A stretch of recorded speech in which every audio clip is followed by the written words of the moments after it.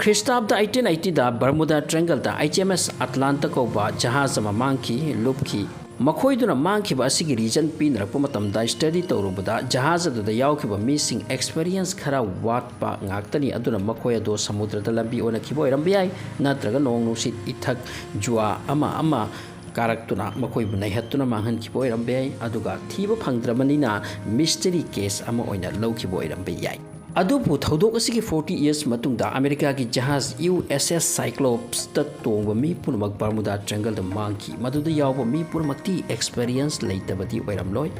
मदु अचौब merchant ship अमनी थौदोक असिगी चही अहुम मतुंगदा बर्मुदा triangle the जहाज अमक तौरम थेंगनकी मदुद तोंगलम मी पुनमक missing ओइख्रे अदुबु जहाज अदुद याव पोचे अमत टेक गाइरमदे यस नोंग नोंग सिट यैरक पदगी थेंगलक पदगी ओइब्रा मदुगी खुदम सुफंखिदे मसिगी मतुंगदा 1950 दा प्रेजारियत को जहाज अमदसु असुमना ओइखी मदुदा तोंखिबा मिसिंग लोइना मांखरे बट जहाज अदुगी पोत अमा फाव लेंगलमदे ओनर इंटैक्ट हाइरिबा जहाज असिसु बर्मुदा ट्रायंगल दा मथंत ताउदुना लेरंबनी अदुबु जहाज असिदी हरिकेन ना नैखाइरकले हाइबगी खुदम खरदि फंखी अदुबु हरिकेन ना नैखाइरकलबसु मी खुदिंगदी मंगफम थोकते मी अमा फाव फंगदबगी वाने बर्मुदादा असुमना खंगहौदना मतम मतमदा थोकलिबा अंगकप थौदोक असिगी मतांगदा ओइबियाबा मरम अनि अहुम अखंग अहिसिंग हाइरि अमना गल्फ स्ट्रीम अनि सुबना साइक्लोन साथीबा साइक्लोन हरिकेन असिनि चिंबा गल्फ स्ट्रीम हाइसिना कैनो हाइबदा समुद्र मनुंगदा खंगहौदना इसिंग साथीना तुरेलदा अकनब इसिंग चेनबगुम समुद्रगी मनुंगदा इसिंग चेनबा मसिनादी एरोप्लेन मांगहनबदी यारोय हायस जहाज मांगहनखिबि याय अदुबु एरोप्लेन दि मांगहनबे यारोय अदुबु एरोप्लेन कयासु मफम असिदा मांगख्रे अमरोबदा साथीबा साइक्लोन हरिकेन नदी जहाज पु मांगहनबा ngambe याय अदुबु जहाज तौरमलगा मीता फंखिबा अदुगा साइक्लोन हरिकेन लेतब नुमितसु प्लेन सिंगा मांखिबा बर्मुदा की मथक्ता मसिनी ngakliसे खुदम ओइना बर्मुदा की मथक्ता फ्लाइट 19 पुन्ना फ्लाइट मंगानी ट्रेनिंग की तमक्ता पाइखिबदो मखोइदुना मांखिबा नुमित अदुदा नुंसा फजना सारमी नोंग नुंसित लेखिबा नुमित नत्ति हैरी अदुगा जापान की मनाक्ता समुद्र अमसु लै मदुसु बर्मुदा गुमना थौदोक थोखल्ली मफम सिदा जापान की प्लेन M16 मांखी मदुगी नुमित अदुसु वेदर नॉर्मल ओइरामी मसिता रत्ना मथाई थाइनता चंगिस खान खोइगी मतमदसु जहाज कया मदुदा मांखी मसिबु जापान ट्रायंगल हाइना खंगनै ngakliबदी मांखिबा प्लेन सिंग थीबा चटखिबा सिंगसु हलखिदे ngasisu थीबा फंगद्रि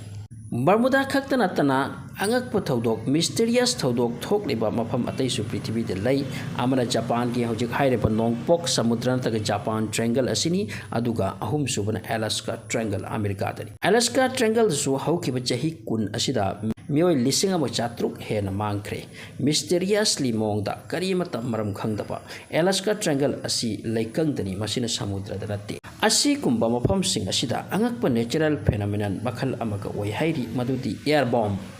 मसी खंगहौदना नुंगसित असे स्पीड कंखतखिबा सपोज नुंगसित असे 36 किलोमीटर पर आवर की स्पीड त चलंबसे खुदक्ता 150 किलोमीटर पर आवर की स्पीड ओइखिबा मदुसु मथक्तगी मखादा खंगफु पुथरकपा मसिनी एयर बॉम्ब हाइना मिंगथोदिबसे मसिगी एक्सपीरियंस असे ब्राजील की जहाज कॉन्कोर्डियाना फंकी अदुगा 1986 दा अमेरिका की जहाज ब्राइट ऑफ बाल्टिमोर दा हाइरिबा नुंगसित असिना पुथरखी हाइरिबा नुंगसित मखल असे यामने इंगिसु हाइरि अदुगा मदुना फंख्रबदा जहाज और एरोप्लेन हिंगबगी वालेति मचेत मचेत तहंदुना हुमदुना पुखी हाइरि हाइरिबा एयर बॉम्ब की कंसेप्ट असे मतम सांगद्रि खंगलुबा अकनब नुंगसितना चबुन ओइना बॉम्ब गुमना अकनब सापुदा फुथरकपा अतियादगी लैमाइ तमना अंगकपदी बर्मुदा ट्रायंगल द मांखिबा जहाज मरुभूमिदा फंगलुबसु याउखी अंगकपनी हौजिक फावबद बर्मुदा ट्रायंगल जापान ट्रायंगल अमदि अलास्का ट्रायंगल द मांखिबा मीसिंग मरक्ता अमेरिका की मीसिंग मसिंग हेली हाइरि अदुगा लैकंग द थेंगनरिबा अंगकपसिंगदगी समुद्रदना महौसाना हेना ओय अदुना अखोइना खंगदबति मालेमसे अंगकपगी अंगकपना थल्लिबनी अखोइना खल्लिबा असिदगी यामना खेने अमसुंग पुमनमक असे ओइहल्लिबा असिदा अमंबगी खुद अमदि सोइदना यावरि अदुना हाइरिबा मफमसिंग असिगे मिस्टरी एक्सप्लेन तौबा ngamba kanasu leiting asisu kana गुम्बन हाई बर्मुदा की एरिया दती एंटीक्राइस्ट नत्रगा तचाल कोबा डेविल